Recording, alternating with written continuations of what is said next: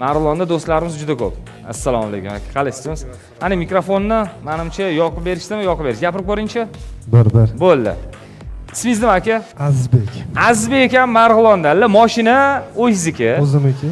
Xo'p, bozorni ko'rib keldingiz. Chetda sotaman deb. To'g'rimi? Xo'p. Bir qo'lmisiz?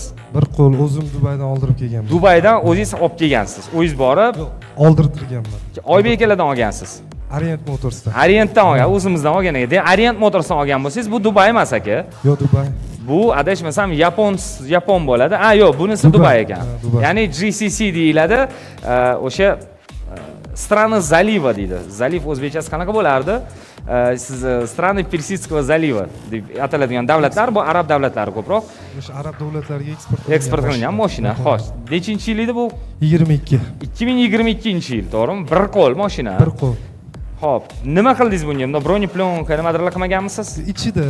Ichini qildi, ustini hech nima qilmadingiz, to'g'rimi?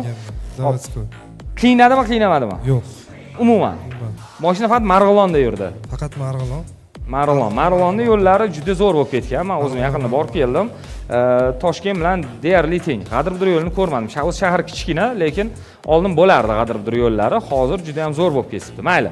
Endi bu avtomobilda tog'da yursangiz ham sezilmaydi Toyota Camry. Qo'rqmasdan aytish mumkin. Yana eng qizig'i bu gibrid